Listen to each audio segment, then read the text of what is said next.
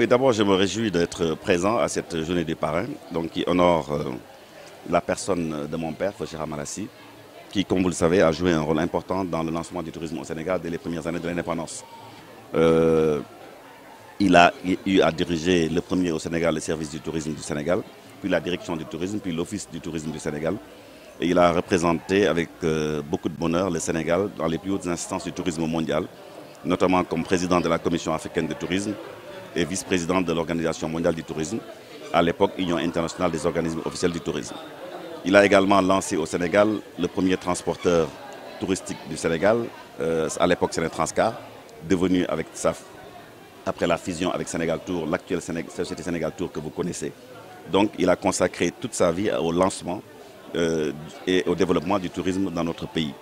Et avant cela, comme vous le savez, il a été le parrain de la Semaine nationale de la jeunesse pour le rôle extrêmement important qu'il a joué dans notre pays, notamment au sein des mouvements de jeunesse pour la lutte du Sénégal pour son indépendance, mais également comme premier commissaire général aux pionniers du Sénégal et à la tête des éclaireurs de France, des camps de jeunesse, des chantiers écoles également. Il a été à la pointe du combat pour le développement de notre pays sur le plan économique, social et culturel.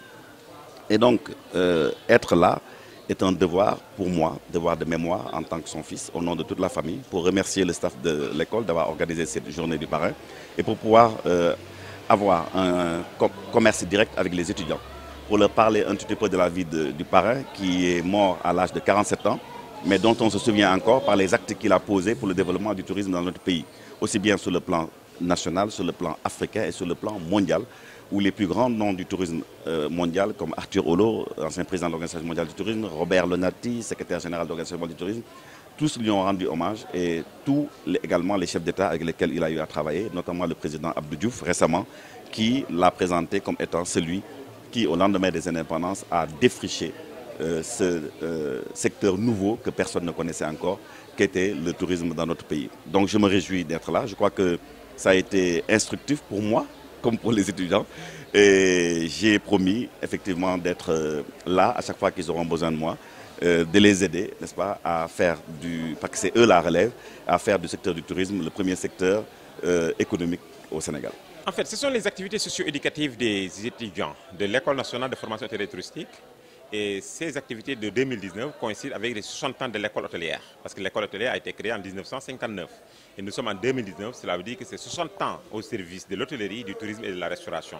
60 ans pendant lesquels l'école hôtelière est en train de former les personnels dont la finalité c'est d'aller exercer au niveau des restaurants, des hôtels, des agences de voyage, bref, de tous les secteurs de l'hôtellerie, du tourisme et de la restauration. Et pour nous, c'est une fierté que de célébrer cela. Et c'est pourquoi nous avions invité M. Racine Sy, fils du parrain, feu Cheikh Ahmed Sy, pour venir parler du défunt Cheikh Ahmed Sy. Car nul n'est mieux indiqué que ses parents pour venir parler du parrain. Et je crois que le président Racine Sy l'a fait de façon très éloquente, il l'a fait éloquemment et je crois que ça a été un grand honneur pour nous que de le recevoir ici en tant que le président aussi des hôteliers du Sénégal, en tant que fils du parrain, en tant que soutien de taille de l'école nationale, parce que Mohamed Racine Sy, c'est quelqu'un qui appuie l'école, qui appuie les étudiants, qui appuie l'administration et c'est pourquoi nous avons été très honorés de le recevoir. En fait, il nous a suggéré de mieux travailler dans la formation par l'alternance, école-entreprise. Et je crois que nous allons suivre ce pas, même si nous sommes en train de le faire de façon très timide, mais parce que chez nous aussi, nous faisons beaucoup de pratiques. Il y a même beaucoup plus de pratiques que de cours théoriques. Mais ce qu'il nous a suggéré, c'est une très bonne piste, à savoir faire de sorte que nos étudiants passent le plus de temps en entreprise, mais aussi à l'école, pour apprendre à l'école et apprendre dans les entreprises. Et c'est une porte qu'il a ouverte pour nous et je crois que nous allons emprunter cette piste. Nous avons introduit cette année un cours d'entrepreneuriat.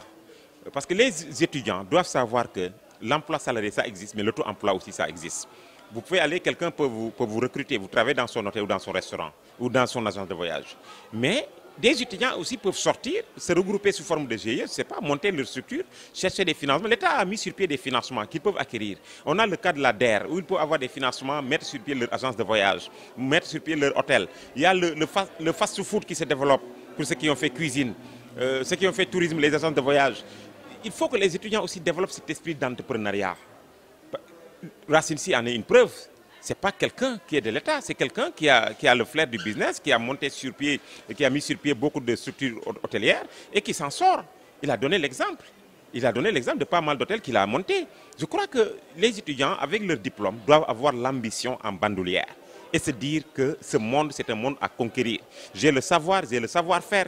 Ce qui leur manque maintenant, c'est l'audace. Et nous sommes là pour le dire, soyez audacieux.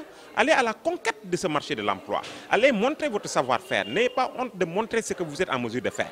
Nous n'avons pas de complexe par rapport à ce qu'on leur a appris ici à l'école hôtelière. Maintenant, c'est à eux d'avoir l'audace d'aller vraiment conquérir ce marché et de montrer qu'ils sont en mesure de faire quelque chose. Nous, on nous forme ici, voilà, demain à créer notre propre entreprise, bien sûr. Vous savez que le problème présentement, c'est ce que Rancine vient de le dire, M. Rancine, c'est juste la digitalisation.